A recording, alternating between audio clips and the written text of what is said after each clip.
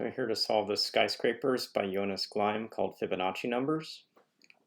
I only sort of know the Fibonacci numbers probably out to 55, sort of coming up 1, 2, 3, 5, 8, 13, 21, 34, 55. But after 89 is 144 and 233, which actually is a pretty cool numbers, particularly for a puzzle like this where it ends up putting single instance of 1 and 2, but 2 3s, 2 4s, and 2 5s. And these paired clues are going to really interact a lot, I think, in the solve, as we'll see right away at the start, where as we start to put in the large values, these 5s are going to need to have their 6s all the way up top, and these 4s can't have 6s near them and also can't have 6s near the region of these 5s, and so we're going to come all the way over here and have their 6s in that spot, and that puts in a forcing value in this last square like this. Another thing you can do at the start is mark that the 5s have a forced 1, 2 pair at the bottom. And it's less typical that I will often write these all the way up, but just because we've got two large values next to each other and also two large values down here, it's good to keep a mental note that you get a larger increasing set of values as you come up these columns. And if we actually marked one of the things you can do at the start of a grid, which is always like in front of these clues where 5s have 1 and 2 in front of them, 4s have 1, 2, and 3 in front of them. And so a thing you might run into is actually in this fifth row from the bottom, there are a triple of 1, 2, 3 value cells. A 4, 5, or 6 can't go into these cells, which means that the 4, 5, and 6 are going to go in these remaining spaces. And recognizing that we see 4 digits in this row, we need to have a 4 in this spot, and then a 5 and 6 in this order over here. So we see this building, and then the 4, 5, 6. It puts a 6 over here. This row still needs a 5 somewhere, and it can't be all the way in front of this 4, so it's got to hide all the way over there. And a different thing you could see in the start was actually this 5, 6, 5, 6 pair on the far right before seeing a 4 limited to the cell. But collectively, these 4s and these 5 clues are working pretty heavy duty. And even if this puzzle didn't have a Fibonacci numbers theme, it's pretty neat that we've got that kind of starting point. This bottom row still needs a 5, and the 5s are already on the right side of the grid there, so we've got a 5 in this lower left cell, a 3, 4 pair over here. We're going to need to have a 4 in one of these cells up at the top. Not sure I'm seeing too much more there. We need to have another 5 in, actually 3 5s across these cells, but let's start looking at some of the clues on this far right side. One thing we can say right away is that given that this value here is going to be hiding a building before getting to a 6, and that value is not a 5, the 5 is always to the left of that 6, and so it's not able to be a 5 in this cell. It still looks like it could be a 5 in any of these cells and a 5 in any of these cells, so at least as we're sketching where the 5s go, these 8 options look to remain without this one.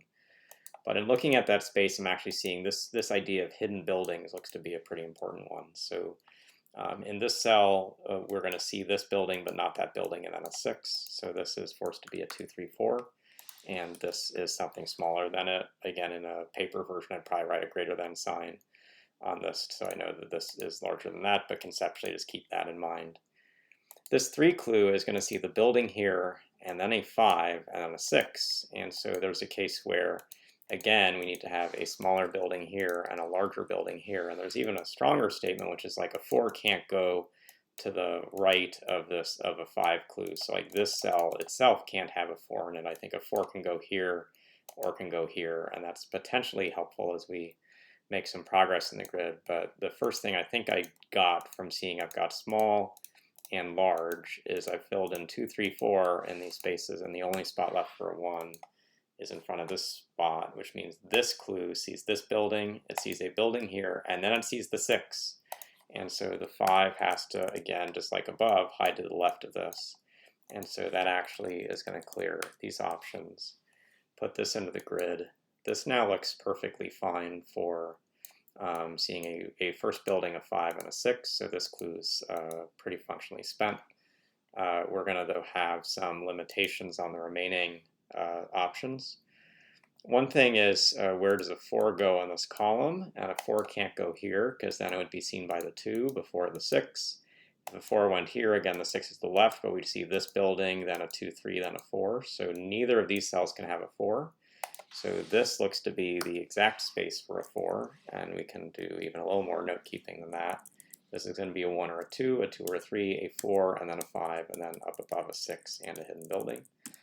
We can mark off this cell. Coming from the left, this 4 clue is going to see 4 buildings total, so it's got to start with a 1 or a 2. If this cell were a 2, we actually are forcing 1, 2, 3, 4, 6 in the grid, so that's no good, but this can be a 1 or a 3. And I think we've got a lot of options for this cell. Notice this column now has 1, 2, and 3 forced in the first 3 positions from the bottom. So there needs to be a 4, 5, 6 up top, and the 5 and 6 are already in the grid, so 4 goes right here. That means this is a 2, 3 to the left, and then a 1, 2. And this is a 1, 2, 3 in some order. We now have what looks to be a trickier set of deductions, but I'm guessing it's going to still work through this middle column of the 5 clues. And one of the things to do, at least right away, is to see that a cell like this, which has a 2, 3, or 6 in it, is somewhat forced based on the values around it. And another tension is on this cell. If this cell is a 6, it absolutely forces the digits below it. So if this is a 6, this makes this a 4, 3, 2, 1, which actually makes this a 2, 3, 4, 5 coming up here. And so this cell would not be able to be 2 through 5. It cannot be 6, which is over here, and cannot be 1, which is over there. And so there's a long chain that looks to run through these cells, which says if this is a 6, that now means this has to be a smaller value, like a 2 or 3. But as we come down here, 6, 4, 3, 2, 1, 2, 3, 4, 5, all digits removed from the cell. So this looks like it has to be not a 6, but the 5, the only other option that's really there for it. Puts a 6 up there, puts a 6 up here. We now have to still hide at least some building so that we get a total set of just 5 things seen from here. But one thing we can do is recognizing that 1, 2, 3 is up top. This now doesn't have the same options as before. It needs to hide 2 buildings behind it because the 6 is over here. So this is 3 or 4. This is 3 or 4. So this starts with a 2, hiding a 1 with a 3. That actually, this 3 influences this clue I had before, puts a 2 to the left, puts a 3 to the right. This column needs to have only 5 buildings seen, so 2 is below and 1 is above. This row is left with just a 3 and 2 to place, puts in this 1, puts in a 3, puts in a 4, puts in a 3 and a 4. We've got 2 and 3 left in this column. We have 2 and 5 left in this column, and we have 4 and 1 left there. And so we finished this really creative puzzle by Jonas, an amazing find that these 3 Fibonacci numbers work in this way, and particularly the way, even if you were just to not recognize that was the theme, the way these double 4s and double 5s work. And eventually at the end of the grid, where these low value clues are working on some of these constrained cells that need to always hide a building to place a value like this one. There's a whole set of great skyscraper deductions that lead out from this simple placement of clues. So I hope you enjoyed this Friday puzzle and got some wisdom for how to approach skyscrapers in general and this challenge from Jonas specifically, and we'll see you again soon.